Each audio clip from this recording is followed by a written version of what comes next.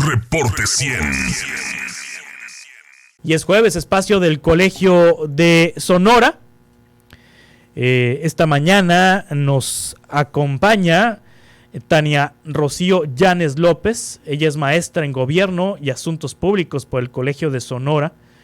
Realizó una investigación titulada Análisis de las políticas públicas implementadas para la prevención primaria de la diabetes tipo 2 por los servicios de salud de Sonora, periodo 2014-2018, y le agradezco a Tania Rocío Llanes López que esté con nosotros esta mañana. Tania, ¿cómo estás? Buenos días. Hola, buenos días, Juan Carlos. Muchas gracias por la invitación. Te agradezco mucho el espacio. Sí, Tania, ¿cuántos tipos de diabetes hay? ¿Hay tipo 1, tipo 2? ¿Cuántos tipos de diabetes existen? Sí, sabemos que existe la diabetes tipo 1, que es aquella que se presenta por antecedente genético hereditario.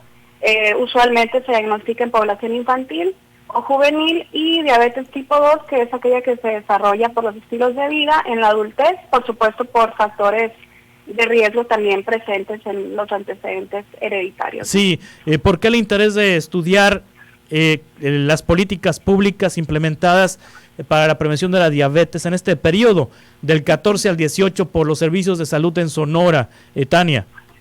Sí, me interesó el tema porque primero es una de las principales causas de mortalidad en el mundo, en el país y sobre todo en el estado de Sonora. Adicionalmente, el interés personal de este tema, ¿no? Parte de esta enfermedad está en la familia y bueno, es un alto interés el que le tengo a esta enfermedad. Sí. Me enfoqué en la parte preventiva, dado que las investigaciones usualmente se enfocan en la parte clínica cuando ya está el diagnóstico. Entonces mi interés era en la parte preventiva. Sí, ¿cuáles son los hallazgos que encontraste en esta investigación, Tania? Pues fueron múltiples hallazgos, la verdad es un trabajo muy interesante, me gustó mucho realizarlo. Principalmente se trató de buscar si los programas de salud se alineaban a la normativa vigente para la prevención de la diabetes. Se identificaron 6 programas que contribuyen a la prevención de todos los que se encuentran en el repertorio de los servicios de salud.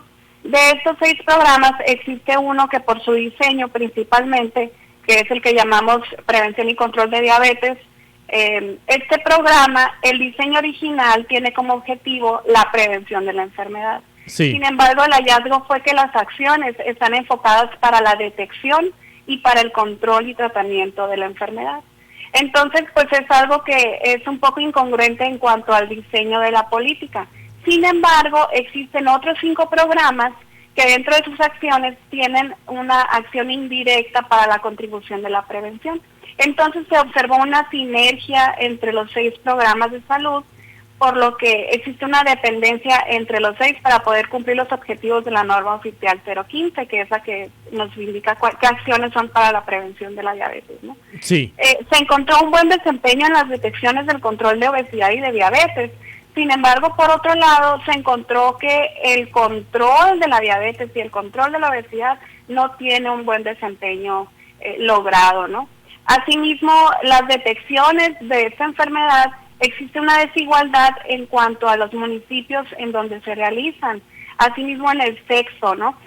2/3 de las detecciones se realizan en la población de mujeres, mientras que el tercio restante en varones. Y así mismo pues se enfocan más en los municipios urbanos, habiendo mayor cantidad de casos realmente en los municipios fronterizos y con mayor proporción en las zonas serranas del estado. Entonces hay una desigualdad en las detecciones que se realizaron. Sí, quienes utilizan los servicios de salud de Sonora son personas sin seguridad social, es decir, que no tienen IMSS, que no tienen ISSSTE y que no tienen acceso a servicios privados de salud. Así es. Sí, y en el caso de Sonora, las personas que tienen diabetes tipo 2 y que no tienen seguridad social, ¿cuántos representan en términos de porcentaje? Sí, fíjate que se encontró que, bueno, en Sonora, de acuerdo al ENSANUD 2018, existen en promedio estimados 219,000 personas, es decir, el 11.2% con diabetes mellitus en adultos, ¿no?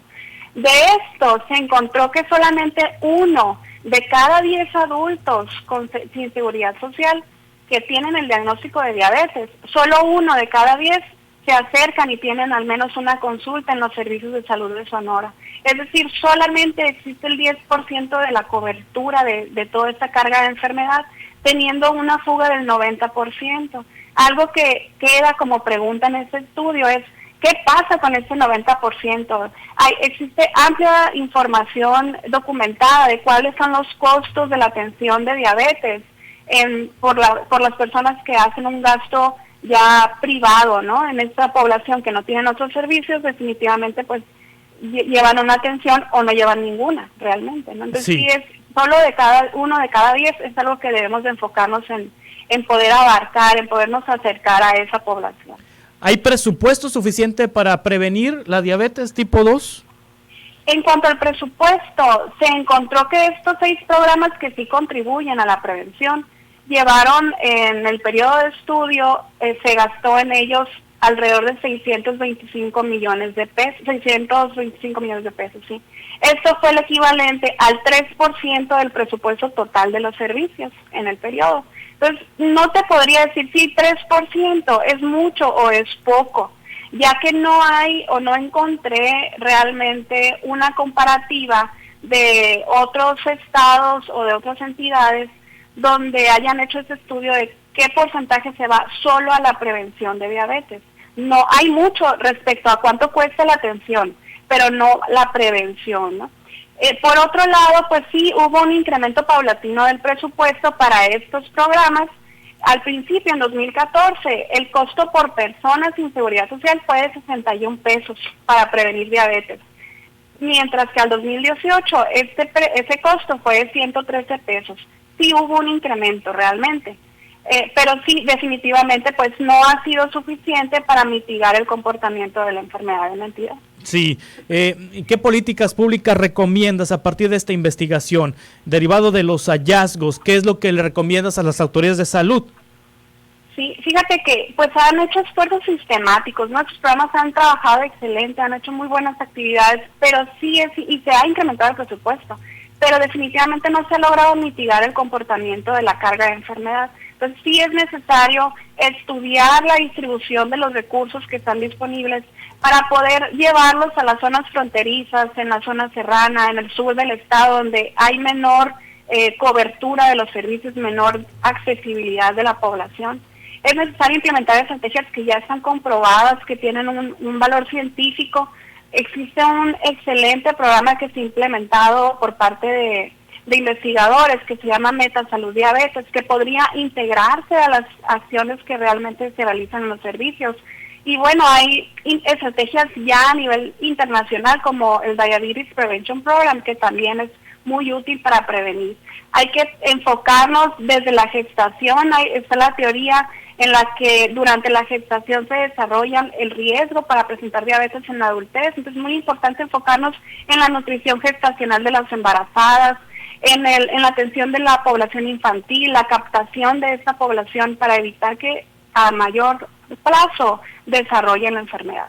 Quedan muchas preguntas por responder, pero sí es necesario estudiar a profundidad cada uno de sus componentes que se analizaron en ese trabajo, ¿no? Y les quería comentar que esta metodología, pues es una metodología para estudiar políticas públicas y que muy fácilmente puede replicarse y se puede aplicar para otros problemas de salud, que también son problemas públicos, ¿no? Sí, esta investigación, ¿dónde la podemos encontrar, Tania Rocío Llanes López? Sí, actualmente está disponible en el repositorio de tesis de la Biblioteca del Colegio de Sonora y pues ojalá pudieran consultarla a quien le interesara este tema y se pueda acercar con más información para poder contribuir a la toma de decisiones. Y también, Juan Carlos, quería aprovechar para invitarlos a participar en la convocatoria de la tercera promoción de esta maestría en Gobierno y Asuntos Públicos, que realmente en lo personal, en mi profesión me ha ayudado muchísimo y me abrió el panorama para poder visualizar los problemas públicos de otra perspectiva. Creo que es necesario, y permíteme la palabra, creo que es urgente que los servidores públicos contemos con este tipo de herramientas, ¿no? Tania Rocío Llanes López, maestra en Gobierno y Asuntos Públicos por el Colegio de Sonora, muchas gracias. Muchas gracias, Juan Carlos, saludos. Hasta pronto. Reporte 100.